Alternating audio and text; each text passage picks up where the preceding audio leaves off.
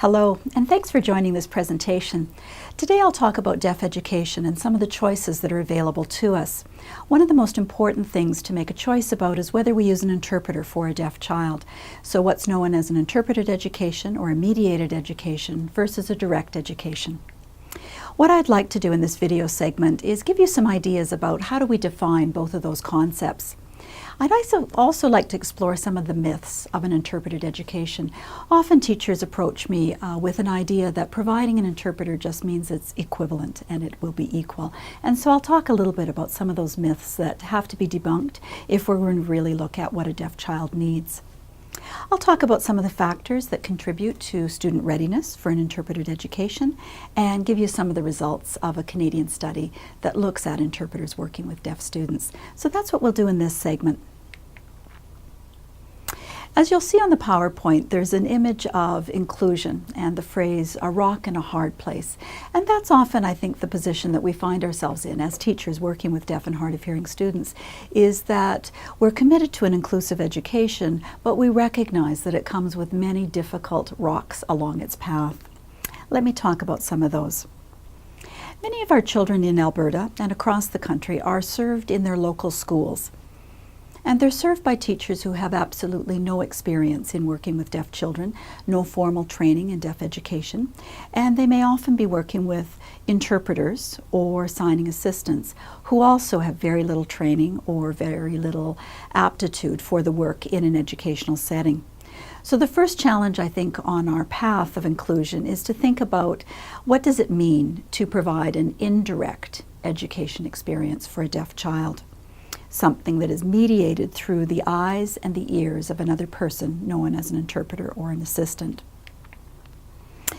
Direct education means that we have a teacher, someone like myself, who can provide direct instruction by using sign language. So typically that happens in a classroom where there are at least a small group of deaf students. So what I'm painting is a picture of a direct education that mirrors what direct education looks like for children who are not deaf. So there's lots of peer interaction, there's lots of opportunities for children to use language, there's lots of opportunities to connect to the teacher. So a direct education means that the teacher can have a direct conduit to the students and they to her by using sign language. A mediated education or an interpreted education means that we've got the use of an interpreter in the classroom. And what that typically means across the country these days is that there's only one deaf student in the classroom. So there could be 20 some other peers who can hear, and there's one deaf student. It also typically means that the teacher doesn't know any sign language and that the interpreter is in place as the accommodation. That's likely the context, if you're watching this video, that you're in right now. One of the key things that I'd like you to take away is the idea that working with an interpreter does not mean that the child has equal access. That's the biggest piece, I think, that's hard for administrators and teachers to understand. The child has a different access, but it's not the equivalent access, and it's not the same experience that the hearing child experiences in your classroom. So the education is mediated through that third person, the interpreter. And so there are a number of things that have to be, I think, exposed for schools when they're thinking about, is this the right model that they should be using for deaf children? Let's talk about some of those myths right now. I draw on the work of Elizabeth Winston, and I'll point you in the PowerPoint to her website where she's got an excellent paper which looks at the myths of an interpreted education. And the first one she talks about is the idea that interpretations are adequate and appropriate models for the acquisition of language. Many teachers who haven't worked with deaf students think that if we just bring in an interpreter and they're signing away in the classroom, that that's a way for the child to acquire language. It simply is not. What we know is that language acquisition happens when children are exposed to all kinds of language users, parents, adults, other children who share the same language, and they have opportunities to interact in that language. And so watching an interpreter passively for several hours during the day, which is likely the context again that you're in, will not equate to a language environment that allows for natural language acquisition. So that's the first myth that I would like us to think about when we consider placing a child with an interpreter. The second myth is that transliterations. And so that may be a new term for you, but it means where we try and map English through sign language. So it's signing in an English-like order. And we also have a myth that those are adequate representations that allow children access to learning English. And again, the research would tell us that for very few children does transliteration work well. That even our best transliterators, there are all kinds of language features that are missing. And more importantly, the prosody, the things that make a language natural, aren't present when one uses transliteration. And so it's natural language prosody that allows us to hook in, comprehend language, and then to be able to respond with language. So if you just think about your own language use, if any of you speak another language, and I speak a little bit of French, but I speak French badly, and my natural features, my natural accent, my pausing, my phrasing, my ability to use sophisticated grammar isn't present in French. But I can get by. I can ask a few questions, I can make a couple of responses, a couple of statements, but it's not enough to represent French. And this is typically what happens in English. So when people are listening to my French, they really struggle to understand. For a child who's watching a not very fluent signer using English-like form with very few natural language features, they will struggle to comprehend that. And what happens over the course of a day of watching a transliterator with very unnatural language is that children visually stop processing the language. So there's another myth for us to expose. A third myth is that interpreters or transliterators can produce adequate language in any form. And the problem with this one is hiring standards. So again, just think about the challenges that you and your own school district might have had in terms of trying to hire a qualified interpreter. Most standards, most school districts are unfamiliar with the qualifications of an interpreter, and I'll talk about that in a slightly different video clip. So what that means is that they often hire people who are inappropriately trained, who have inadequate sign language skills, and who have very little training in the process of transferring one language to another, let alone an understanding of what it means in an educational context to teach someone. So the idea that any interpreter can just produce adequate language that's suitable for classroom instruction, classroom learning, is another myth that we have to challenge. The fourth myth that I'll leave you with today is the idea that deaf students who are looking at visual input have the language foundations to access and process the language of the interpreter. And the myth here is that many of the students that may come to your classes simply do not have a strong language foundation, whether that's in print English or a strong foundation in sign language. So they're coming to school without the same language blocks that are in place for those hearing students. And without those language blocks in place, it doesn't matter that they're watching an interpreter for 6 hours or 5 hours every day. Because they lack the language foundation, it will be very difficult for them to process the language, let alone process the academic demands of the classroom that you're setting up. So those are important myths that I think have to be dealt with if we're going to adequately accommodate a child in what we're calling an inclusive environment. Let me say a little bit more about what interpreting means and why I'm using the term mediation. The idea is that interpreting is a human task. You're not asking for a machine translation, you're dealing with a human. And so for many of our interpreters who are very well trained, all of us process language through our own language experiences, through our lens, through our knowledge, through our understanding of what's happening in this interaction. And so even with training, the interpreter is mediating it at every moment. They're mediating it through their particular lens. How familiar are they with your teaching style? How familiar are they with how teachers use language in purposeful frames? How familiar are they with the actual academic content? Just yesterday I was in a school and the interpreter was talking about the fact that they aren't familiar with math concepts as they're taught today in a grade 10 classroom. So the fact that she's having to mediate it through her lack of understanding and perhaps a lack of preparation based on her interactions with the teacher creates some real problems in then interpreting the content. But for the teacher's perspective, the teacher looks over and sees that the hands are moving, and so the teacher equates the moving hands with equal access, with the ability for that message then to be understood by the student, simply not happening. And so teachers construct environments where you are actively constructing an environment where you want students to learn. Students are actively engaging with you, and it's that engagement, that co-construction that we talk about in classrooms that creates a wonderful learning environment for the students that are in your classroom. And when we're dealing with an interpreter, we have to think about that interpreter as a third party in that construction, and then the deaf students' needs as a fourth party in that active construction of meaning. So it's not just simply about words are spoken and signs are given. Let's talk a little bit about what we know about when a child is ready for an interpreted education. The quick answer that I always give schools is that it depends. The idea that an inclusive education fits all deaf students is simply not true. We have research to say it's not true, and we have experience across the country and across North America that would cause us to be careful about when does a child qualify for an interpreted education. Some of the factors from the research, and there are typically 4 factors, that help us to understand that a child is absolutely ready for dealing with an interpreter.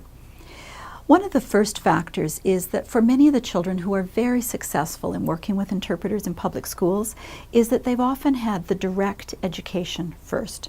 So many of the students who are doing very well in junior high or high school have had direct education for a significant period of time, so often from K to grade 6 and sometimes K to grade 8.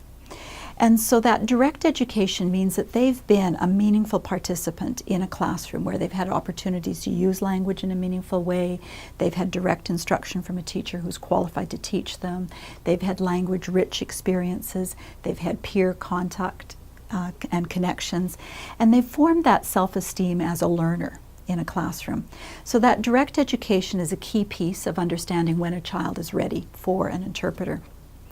The other piece that's an important factor is looking at the home communication. Unfortunately, many of the families that are parenting deaf children today have very limited ways of communicating with their own deaf child. And so often the child doesn't have a strong communication base at home where they can go home and talk to parents about how their day was, when they can go home and talk to their siblings about a school project. And so in contrast, families that have lots of communication that's shared, a shared language of using American Sign Language, a shared language of understanding a family context, they've got much better tools then to prepare their child for dealing with what it means to be the only child in a classroom.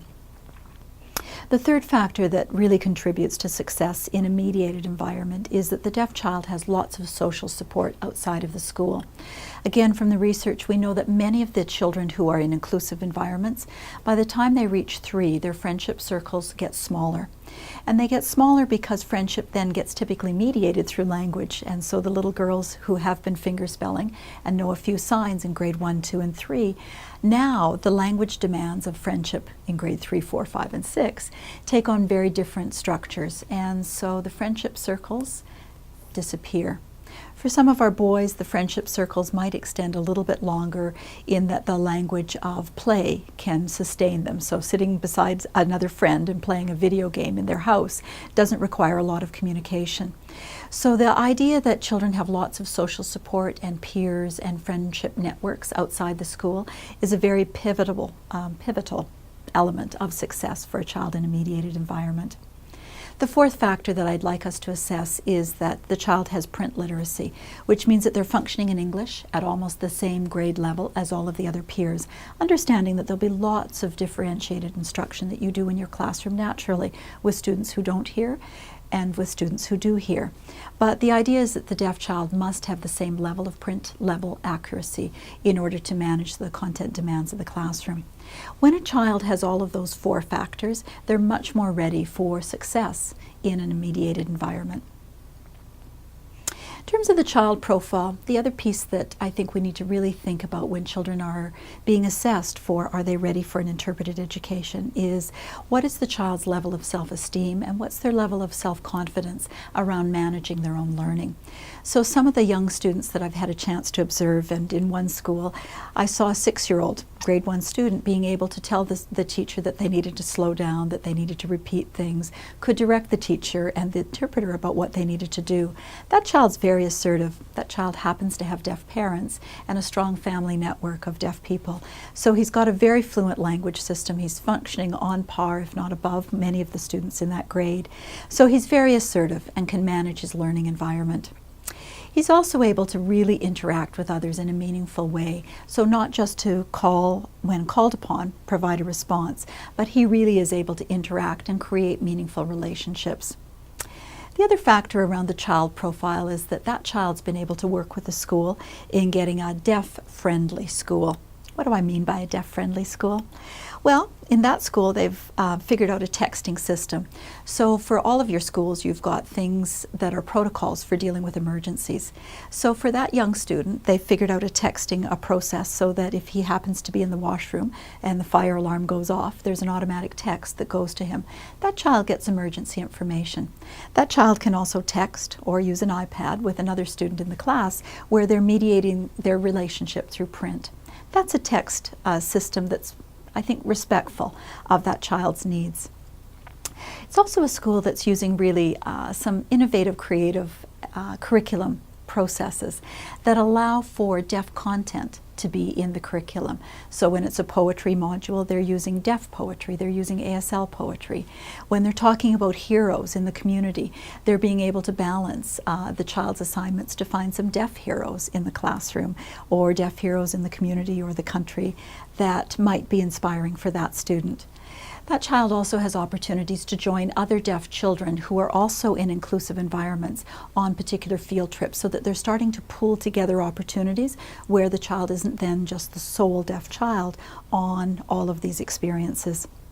And at times they're accessing direct education. And so by that they might be using video conferencing with another school district in order to access a teacher of the deaf for some of the core content. So those are some pieces that, when built around the child profile, can contribute to a successful, inclusive environment.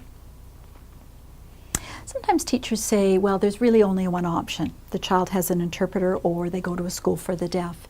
And so I just want to give you the idea that there are other options and other models that are available. So one of the other options, obviously, is direct instruction with a critical mass of students, so that's one option. Indirect instruction, the option with an interpreter, that's a second option. Congregated classes, so there are some urban school districts that have classes within public schools where there can be a critical mass of deaf students who come together for some core subjects where they have direct instruction. And for other portions of the day, they're with interpreters and they're with many more hearing peers. Or there's another option as well too, where we're seeing some co-teaching go on, where there's a minimum of 2 or 3 deaf students in every classroom, and there are 2 teachers, team teaching. So a teacher of the deaf who's qualified and a hearing teacher who's qualified. So that's a co-teaching model that we're seeing emerge in the literature and seeing it happen in some Alberta schools. There's also another model where schools are also accessing teacher of the deaf support, itinerant teacher deaf support, and resource support, and again using that in live formats and in environments like Skype and video conferencing. So there are other options, and I think what we have to do is to be able to carefully look at, is the child ready? Is our school ready? And do we have all of the resources in place that could consider all of the options and models available to us? So by way of summary, this video clip has given you some ideas about defining direct education, defining mediated education. I hope it's given you some serious cause for concern when thinking about the myths of an interpreted education. And I hope it's given you some idea about the factors that need to be assessed about whether a child is ready for an interpreted education, whether the school is ready, and some of the ideas around other models. I'm going to pause it here and then we'll make a new video that helps to introduce you to some of the other research that we know about a mediated or interpreted education. Thanks for watching.